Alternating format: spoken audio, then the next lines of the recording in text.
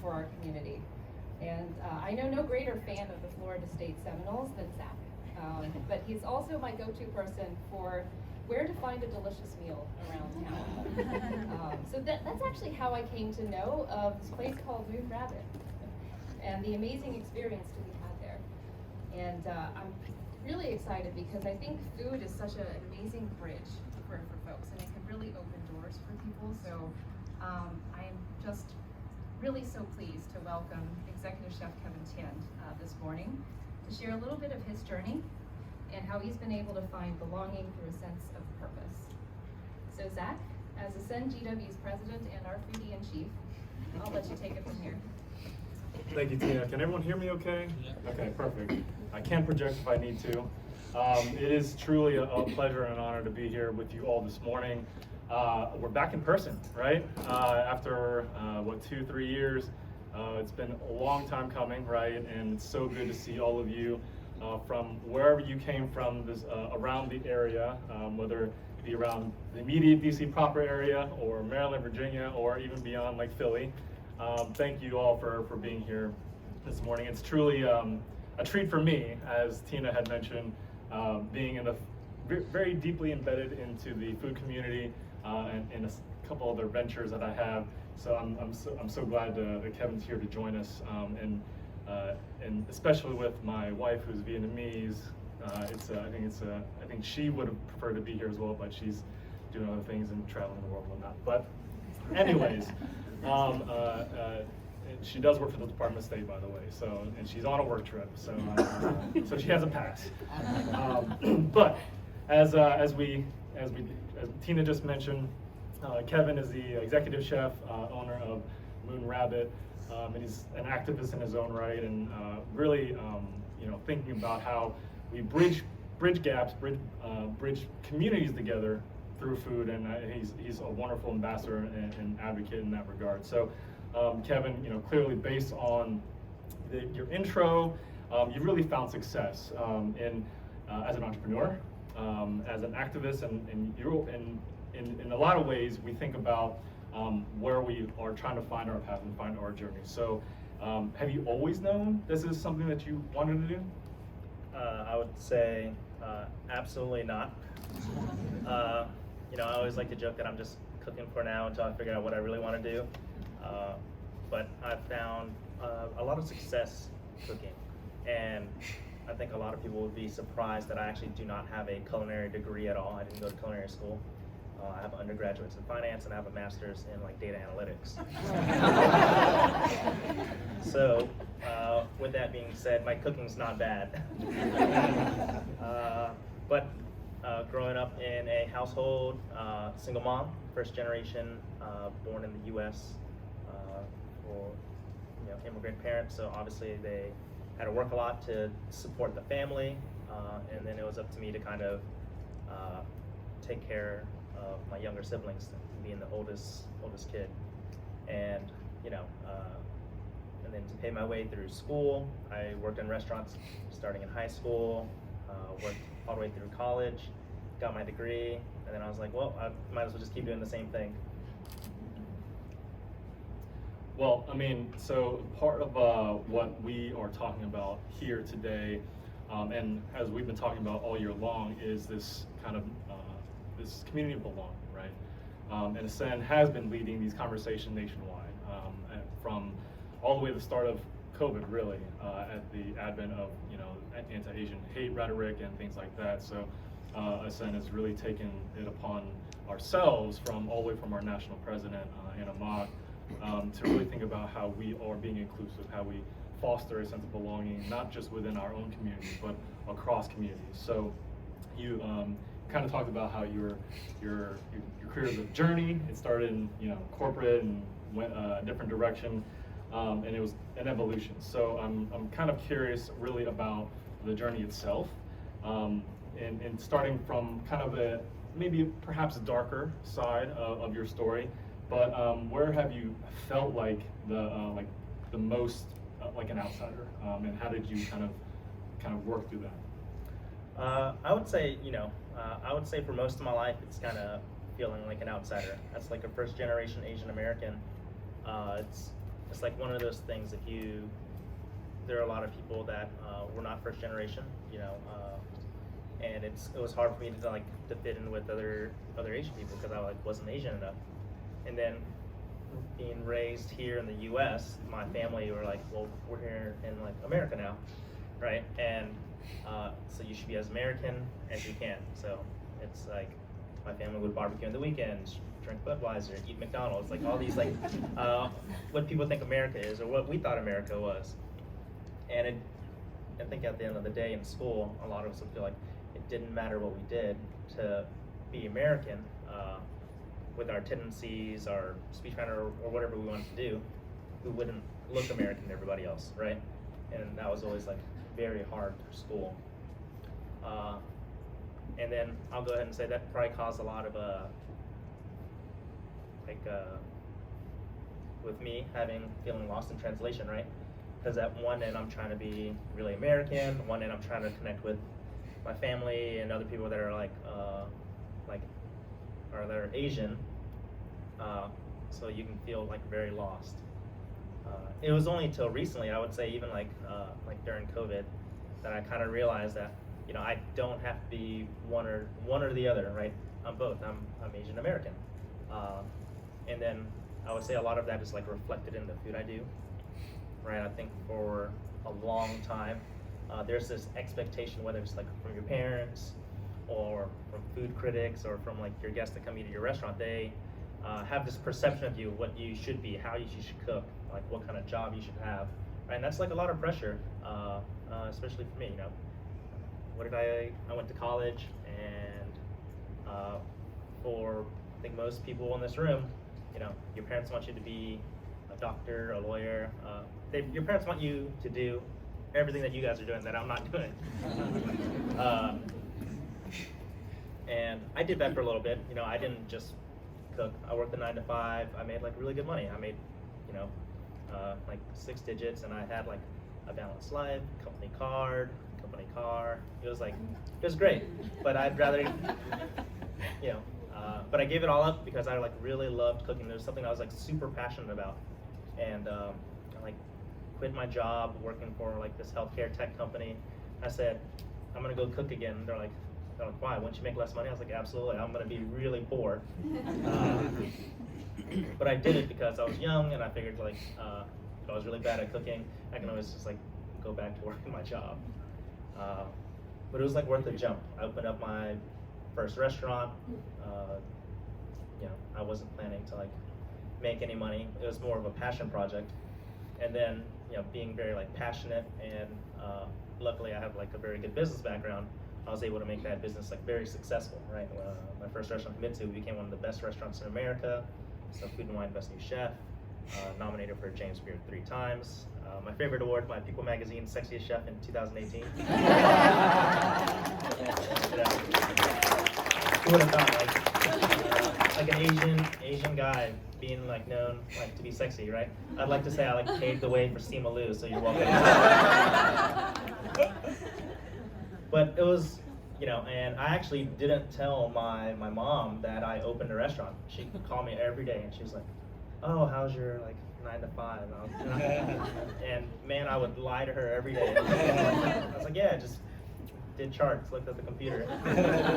But our restaurant review came out, and I couldn't hide it anymore. She's like, what the hell is this? I was like, well, I opened a restaurant. I used my savings to open it, and she was actually very proud.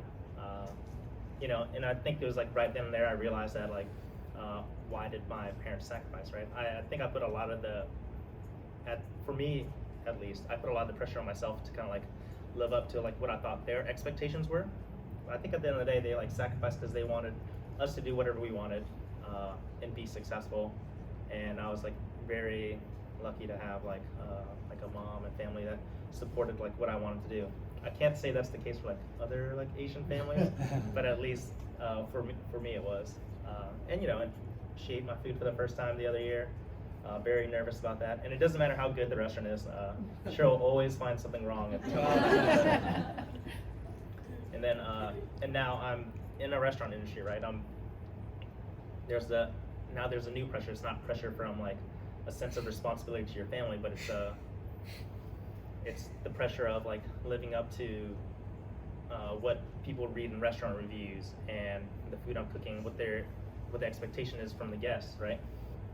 You know, my first restaurant, I just wanted to be like a neighborhood restaurant, made good enough money. But now that we had these accolades, it was completely different. Everyone came in, they're like, well, isn't this one of the best restaurants in America? So, you know, it's like constantly like changing the food I do. And I think for one point, I'll admit, like the food I started doing to like really push myself ended up like not being my food. And while like the guests really liked it, like I didn't really like it. And it wasn't until COVID that I was like, well, I was doing like fine dining, I was doing like Japanese inspired, but I'm Vietnamese. You know, COVID's happening. I can't see my grandma, I can't see my family, and we're all spread apart. So I think I took that time to realize like, hey, let me connect with like the Vietnamese side of my family and try to be more Vietnamese. Because this whole time I was, you know, trying to be what like the guests wanted me to be, what food critics wanted me to be. So, you know, I think during COVID it kind of started the conversation. I was like, hey, like I know we're from Vietnam, but where exactly are we from Vietnam? Like, what part of Vietnam did you grow up? Like, what was it like growing up for you? Let me learn some more of these like family recipes. And I started cooking more like a Vietnamese food, you know, and I could have opened a Moon Rabbit and have done a lot of traditional Vietnamese food, and it would have tasted great. But I think at the end of the day, there's a lot of really good Vietnamese restaurants. You can go to Eden Center, right? It's like right there in Falls Church, and like everything's delicious. And why would I want to continue doing like traditional food? There's already great restaurants that are doing that. How do I make Vietnamese food my own? And that's like the question I had to ask myself, and I'm still asking myself at Moon Rabbit.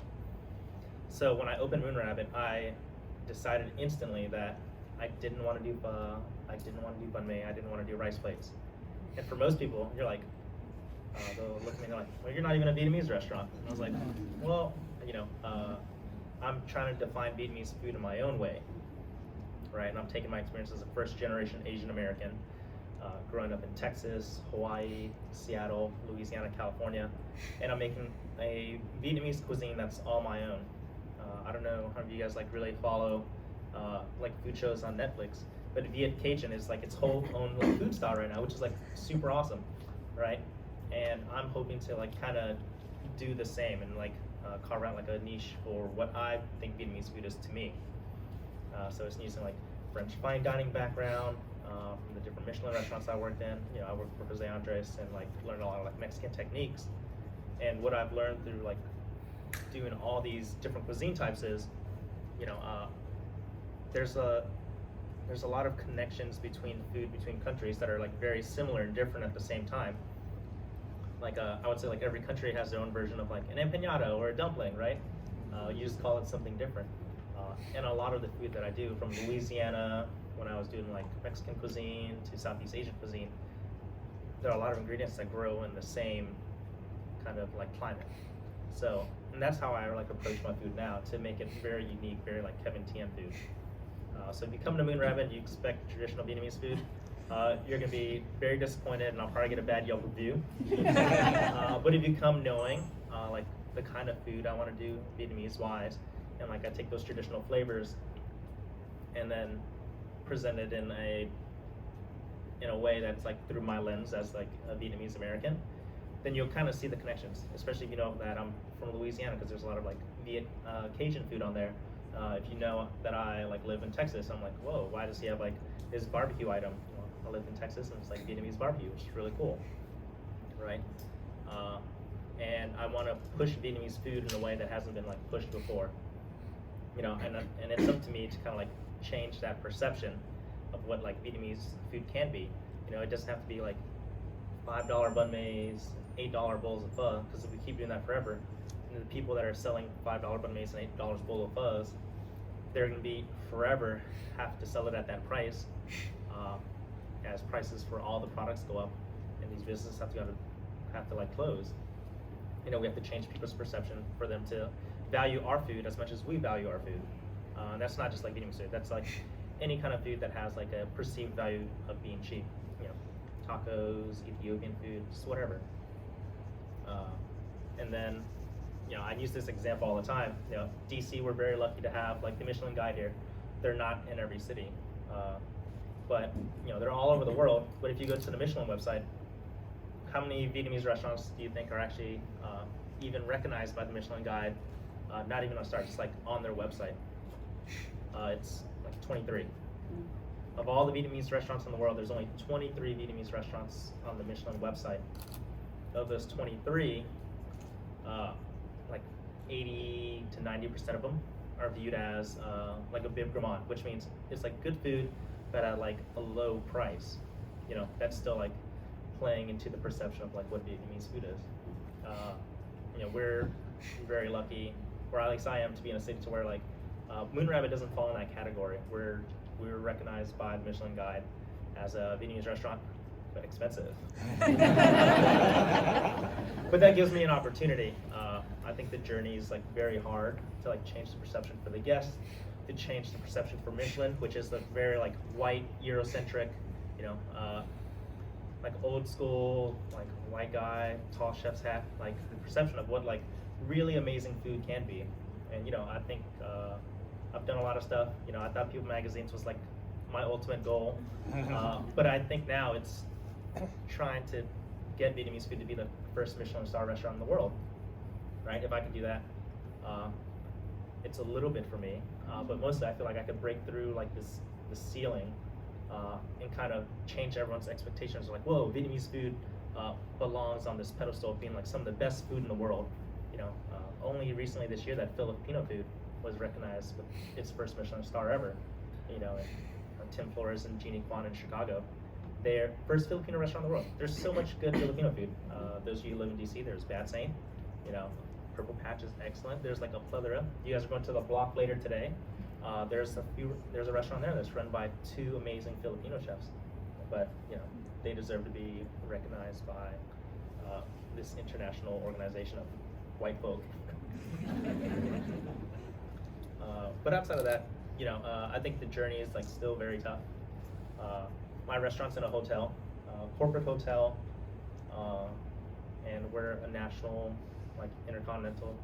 They own a lot of properties all over the world, and even going there, sometimes you go to these big organizations, and when I go and I meet all the board of directors, and you see like their photos on the wall, it's exactly what you imagine the board of directors would look like, right?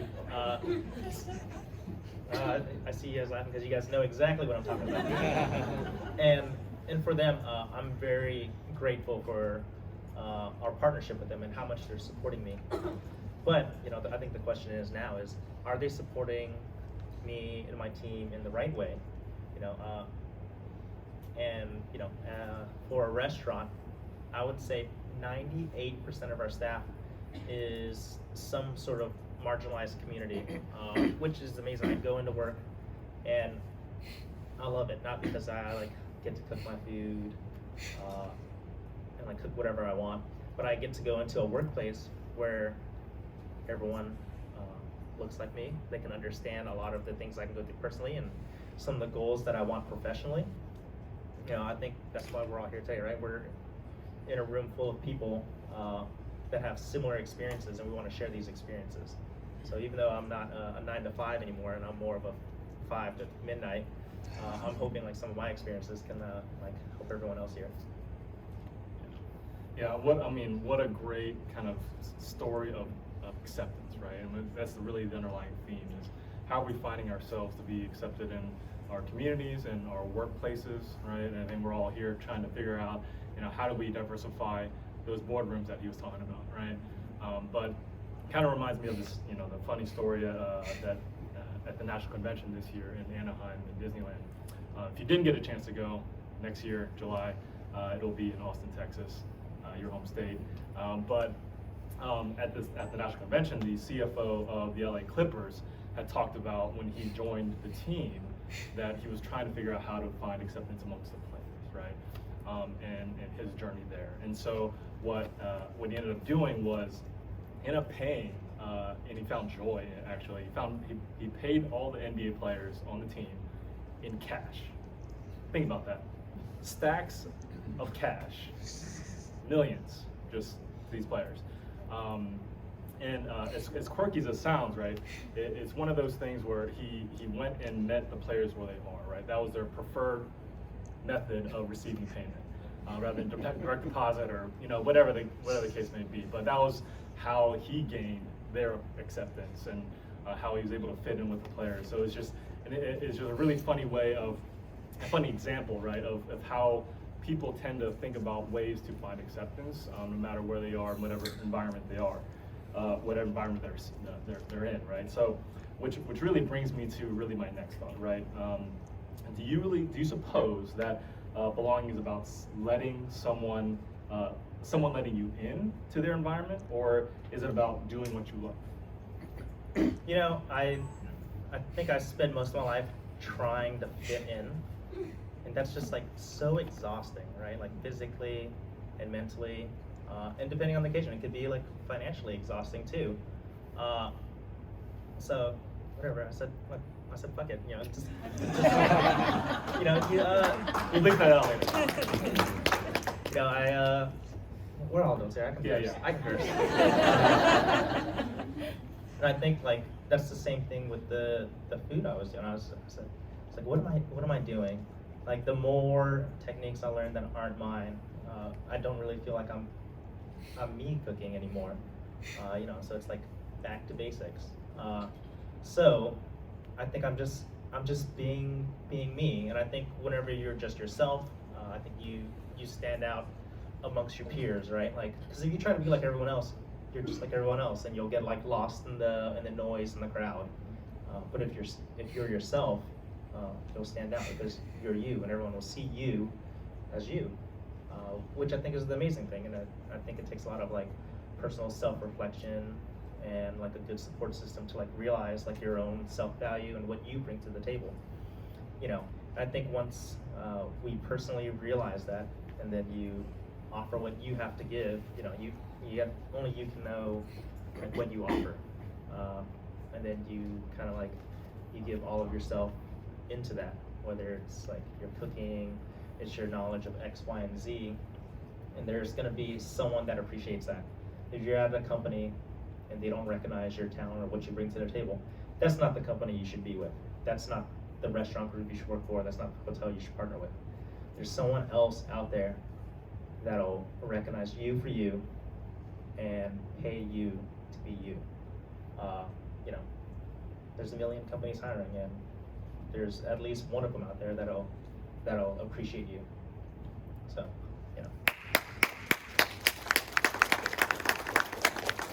It really is a lesson in how we value ourselves, right? And all of our companies here are always hiring, right? So network, meet each other.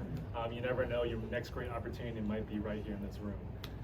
And kind of as we think about what our journey is, right? One of the most daunting questions we often ask ourselves and ask each other really is, what do you want to do with your life, right? What do you want to do in your career? And all those choices that we make, right, throughout our journey comes at some sort of cost, right? Every choice, every decision, we're either weighing the risk. I know there's a lot of auditors in here, so risk management is often something that we think about not as a profession, but as a community, right? Agents tend to be a little bit more risk averse, as we know, right? So when we think about opportunity cost and the choice we make, it's really about what can we afford to take a chance on, and where do we feel like we are going to find our place, right?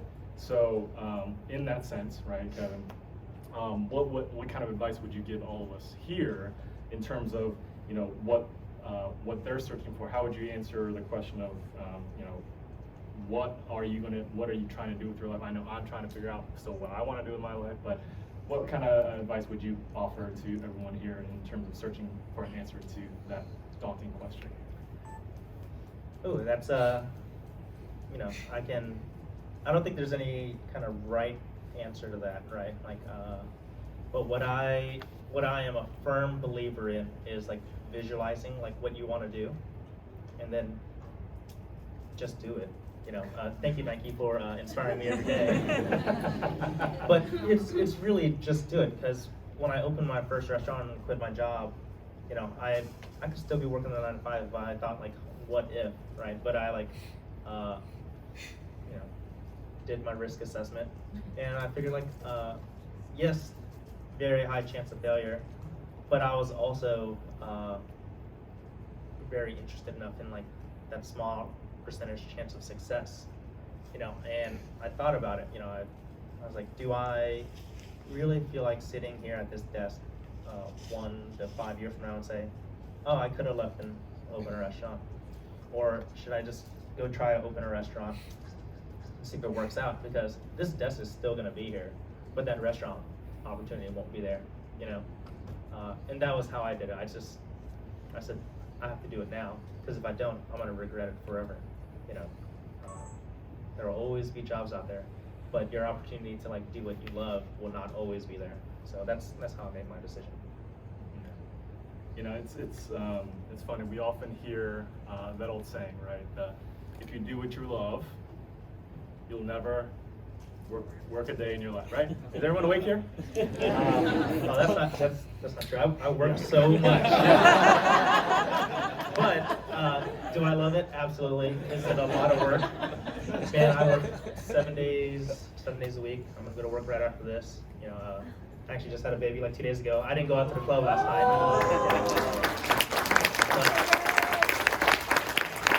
You know, I'm in the delivery room, and I was like, I think it's almost time. I was like, let me send this email first, and then, and you know, that's a true story. Baby wasn't coming out. We were preparing. But you know, I think it's the balance, right? Of like work and personal, and being in the restaurant industry, it's almost impossible to find that balance. And I think just being someone, and everyone in this room, I'm sure everyone, we have to work a lot harder than a lot of our counterparts to like earn what we earn or get to where we are. But you know, I hope like one day, or even now, that work has paid off, and we're not. Yes, we're doing it for ourselves, but we're doing it to, you know, like we were talking about earlier, kind of like breaking the mold, breaking the expectation to make it easier for the people that come after us, right? So for me, even if I feel like I am not as successful as I want to be, at least I know the person that I'm paving the way for has an opportunity to be more successful than me, and I'm very happy with that. And it's really a lesson in like the balance of passion versus effort, right? And we talk about how much effort we put in versus our counterparts who are not of people of color, right? And I recently heard an interview with Mark Cuban, right? Mark Cuban, the owner of the Dallas Mavericks, entrepreneur, tech guru of sorts, where he really talked about how if you follow your effort and not your passion, that's where you'll find success.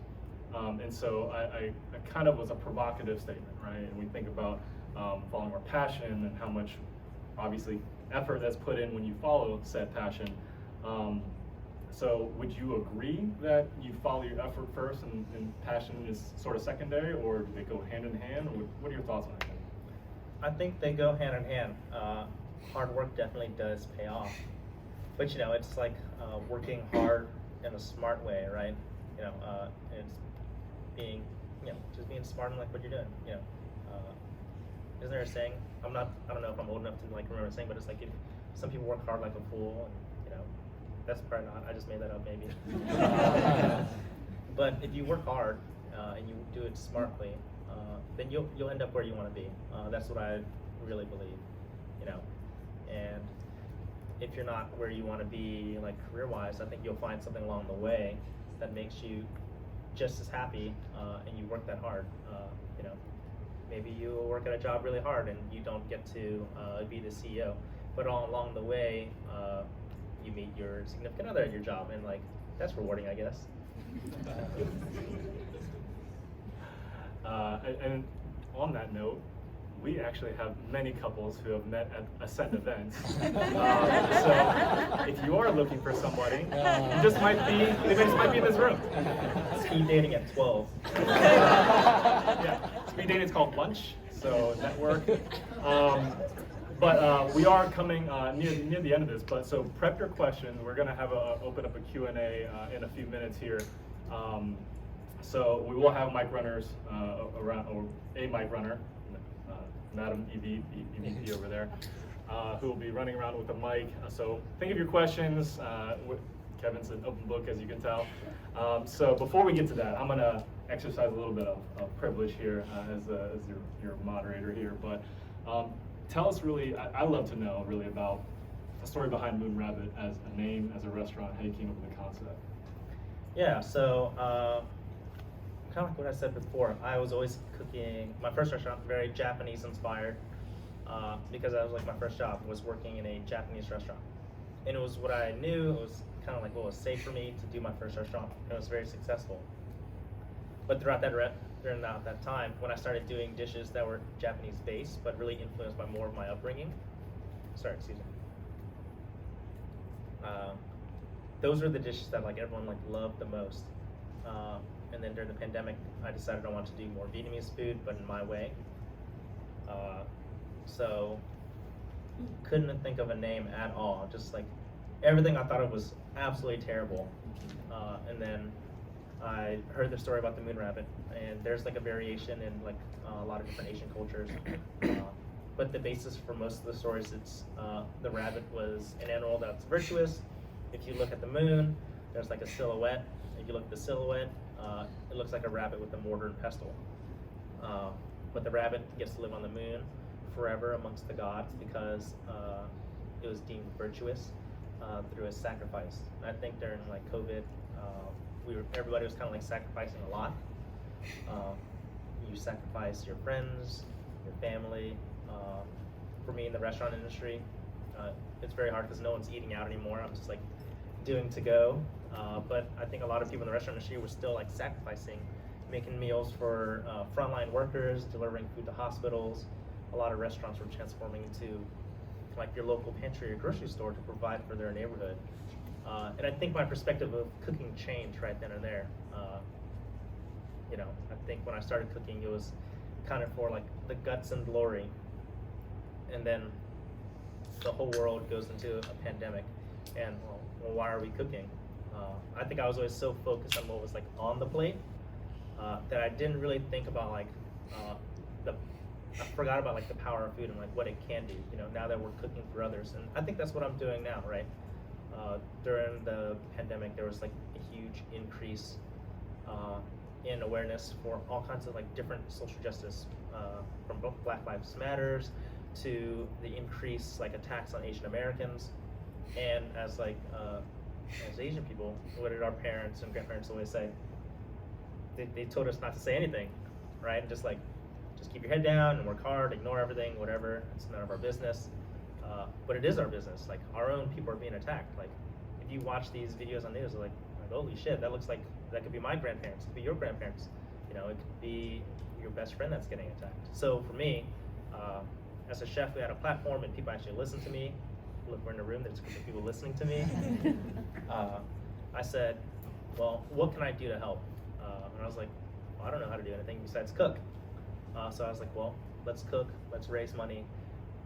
And I'm really good at raising money, I'm really good at cooking, so let's do that.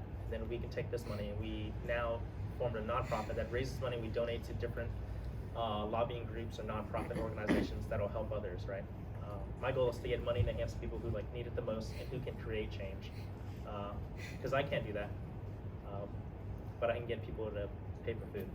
So, and I forget the question, but that's why I cook now. I totally. Well, yeah, of course. So, the initiative that Kevin was referring to is Chef Stopping AAPI Hate, right? And for hopefully you've all heard about that initiative. You just did a quick rundown of it, but tell us a little bit how we can get involved. Who else is involved within the community? I know there's other restaurants and other chefs in your circle that have helped kind of launch this and keep it going. So tell us a little bit more about this initiative.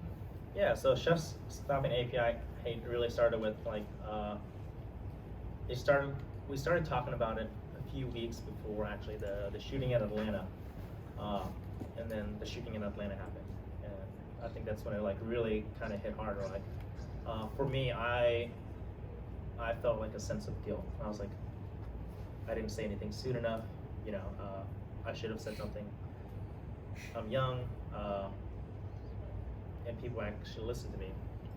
So, you know, that really kind of like lit a fire under me to just start like doing work. Everyone was like, well, what do we need to do to get it done? I was like, I don't know, but I'm gonna start cooking right now, and I'm gonna tell everyone that, hey, all our friends, all our other chefs, all of these other restaurants, we're making food on this day, pick it up on this day, and this is where the money's going, and we can figure out everything later. Now that we've become an official nonprofit, and we have like a lawyer and a director of ops, I try to do things the quick way, and they're like, no, you can't do that. We have to do the proper steps. But I think it's just like I was saying earlier, just do it. We were very lucky, and like there were people all the way across the country that wanted to do this. So Chef Stopping API Hape started off with like 5 local chefs here in DC, and that year we ended up being in like 8 major cities, like 200 chefs, and we raised $250,000 that year to be like redistributed to organizations. You know, a year later, we're doing dinners for different fundraising events, from the war in Ukraine to Afghan refugees, and now like when we do individual events, the last big event we did for the war in Ukraine, that one night we raised $250,000 in one night.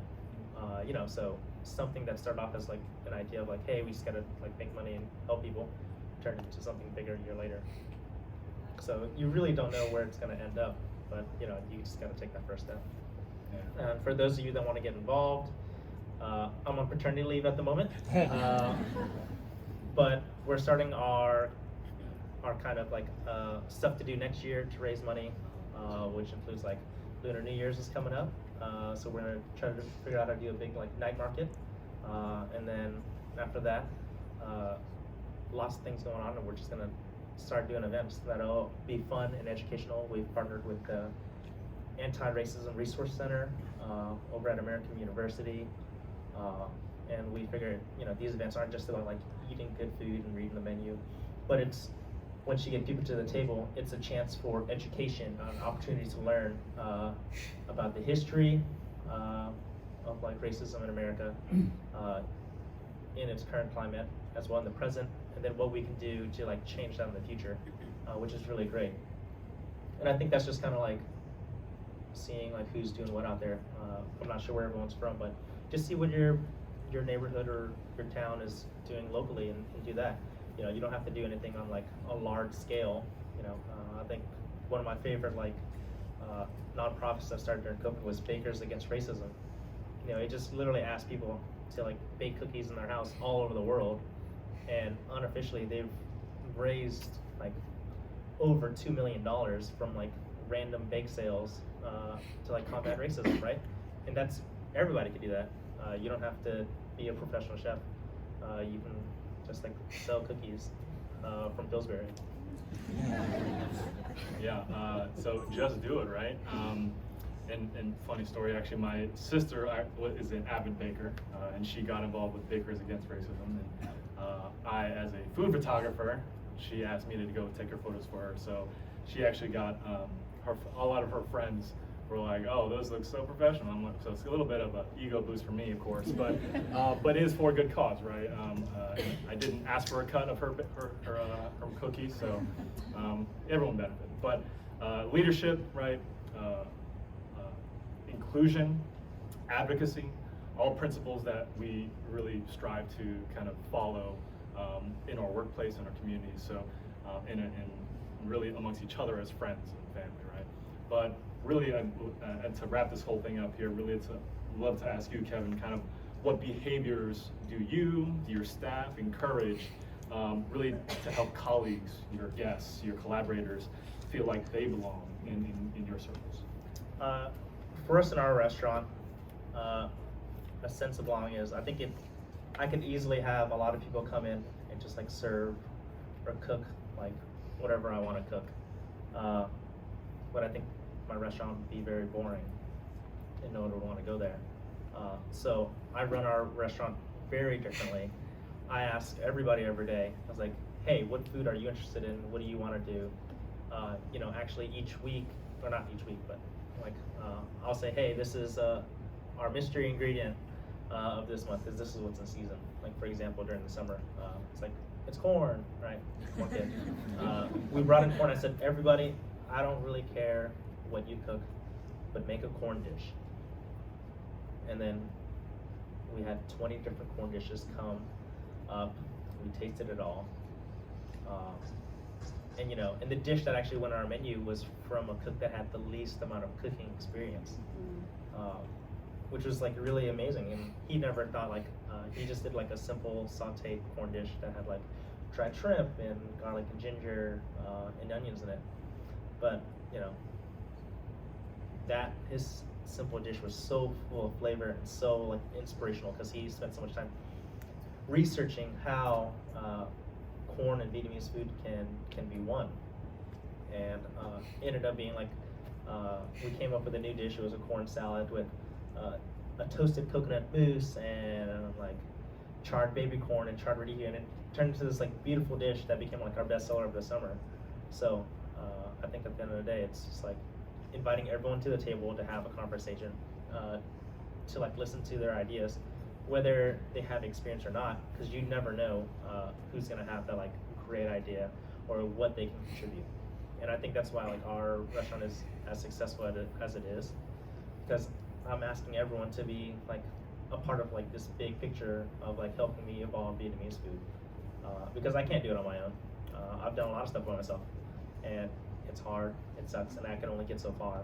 But with a full restaurant team to support, they're not just supporting me, I'm supporting them and like sharing like what I know. I think we can get much further, you know. And it's like, that's it.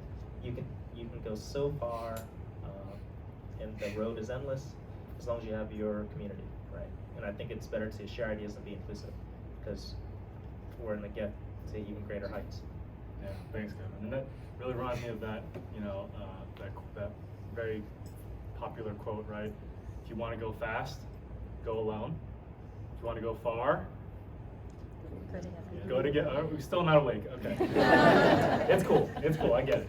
But no, that you know, what Kevin shared, right, is really a testament to kind of how we as leaders, right, in our respective circles, think about how we are engaging and including all of our colleagues in respective spaces, right? So that next great idea can come from that fresh college graduate analyst that just joined your team, right? So when we think about mentoring, think about reverse mentoring, right? There's a lot of things that are new and upcoming that our senior leaders, seasoned leaders, may not be aware of, right? Even from a technology perspective or a societal perspective. And so when we think about where these ideas can come from, they can really come from anywhere, right? So, so with that, that really wraps up our conversation here. But help me give Kevin a warm round of applause, please.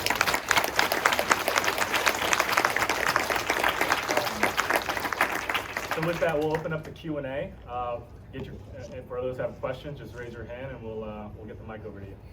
Yeah, and you guys can literally ask me anything. It doesn't have to be professional at all. I'll come back to you. Okay, we got one over here. And please state your name and where you're from, and anything else you'd like to share. Good morning, thank you. I'm Michael Tien. I'm with the Department of State, so I'm a career diplomat. Thank you, everybody, for paying my salary. But thanks so much, Kevin. And question is, like, for the next generation, we're talking about belonging, right? Should they, you took a leap and switched sectors, and but like the next generation, if they're like thinking, yeah, you know what, I don't want to be a doctor, a lawyer, banker, engineer, they're kind of like looking at you as a role model. Do you think there is like a network of people they can plug into that perhaps you didn't have? Yeah, I just think it's great to see, as you're saying, there's all these leaders, but how, what should be the attitude in terms of bringing up the next generation and helping them to fulfill their dreams? Yeah, I think we talked about a lot about just like doing it, right? But I think sometimes if you just do it and you don't have a plan, that can also be disastrous. So it's all about like sharing information and what you think the best practices are. Like for example, I like judge this like cooking competition for a bunch of high school kids, and this kid was like, I want to go to culinary school and be a chef. And as like a really good mentor is, I convinced him not to go to school, and he now works for me. But it's only temporarily, because I asked him, I was like, hey, what do you want to do? He's like, well, I want to be more in the food science part and do a lot of product development. And he was going to go to CIA in New York, and I was like, CIA is a great school, but terrible for what you want to do. Like, you go to the CIA, you'll learn some business stuff if you do the business course, and then you'll learn a lot of like cooking techniques, and you'll end up at like a fine dining restaurant. But that doesn't get you to be like a food scientist in product development. And I was like, if you want to learn how to cook, cook with me for like 6 months to a year, and I'll teach you how to cook. And then when you go to school, don't go to the CIA, go to Johnson & Wales. They have an amazing food science program, and you should go there. And now that you have the knowledge of like how to cook food and like the basic sciences behind it, you can now focus more on just like your food science degree, right? So he gets like kind of like the best of both worlds. But if I didn't convince him not to go to college, I think he would have ended up going to a school, spend like a crap ton of money at the CIA, and realize that it's very hard to break into food science with just a regular culinary degree. You need a very specific degree, you know. And I would say to find that network that you're looking for, a lot of these networks don't exist. But I think you just have to like ask the questions or ask people until you find someone that is open enough to be able to share like all the steps that they went through to get to where they are. And even for me, that answer that I told him, it wasn't something that I knew. Remember, I didn't go to culinary school, so I don't know SWAT. But my executive sous chef, he has a food science degree, and he's very smart when it comes to like food science and everything behind food. So I literally called him up and I put him on speakerphone, and I was like, hey, you don't know this guy, but tell him to not go to college. And he told him, he said, you know, I recommend going to this school, this is what you should do, these are the classes you should take. And then, you know, he talked to his parents. His parents were like, what, you don't want to go to college? That's a terrible idea. But we explained to like him and his parents why. It's like, hey, I think he'd be more successful in the long term if he did this. And his parents like really understood the kind of path he wanted to take, and they were okay with like letting him like not go to school, because they realized that we saved him a lot of time in the end by being able to give him the right information. Thank you for that question. I think we have one over here. Hi, good morning, Kevin. Thanks for coming down and sharing your experience. I've been to Moon Rabbit before, and I really recommend the lemongrass plate steak and so kudos. I didn't pay him, by the way. It's not a plug. I am. My question is, I have a silly and a sincere question. My silly question is, growing up, did you ever wash the dishes and then put them in the dishwasher? Yeah, for a long time, it wasn't an oversized drying rack, right? And I think even now, like, I have a dishwasher in my house. My wife, she wants to use it. I'm like, no, it's faster to wash it by hand. I'll save water, you know? And I'll use it as a drying rack too. But I guess now there's a new like living human being in my life. I won't have time to wash dishes by hand. I'll be too busy changing diapers. So I'm definitely going to take advantage of like the washing machine. Thanks. And then my second question is, as a Lao American, I am trying to become more familiar with my heritage, my culture, and so I recently purchased a Lao cookbook from I think like Hawker Fare of San Francisco, and I was just curious if you had any tips or suggestions for implementing like mise en place and just trying to cultivating a good kitchen environment in like a shared confined space. Yeah, that's in your shared confined space. Do other people like food? Yeah. Oh, then that's an easy one. Just let them know that, hey, I'm going to take up more of the kitchen, but at the end, I'll make you food, and then it's, I don't think anybody will complain about that. It's a win-win. But you know, I think a lot of people can tend to buy like a lot of pieces of equipment to like try to cook whatever dish they want to cook. I think a lot of it is you don't need all these like big fancy blender or like you know, the newest gadget that does X, Y, and Z. A lot of cooking is just like heat. It's having like just containers to like measure, just like staying organized. You know, if a recipe calls for you to do something and you're like, well, I don't have that, just shoot me an email and I'll let you know like the best workaround for it to like save you space and time and money. So feel free to slide in my DMs, anybody. Thanks, Kevin. I think we have time for one more question. Kevin, I'm Mac Makoda. I'm from Under Armour. So when you said just do it, didn't work well for me. But it also reminded me of our parents who always say just do it, you will get promoted.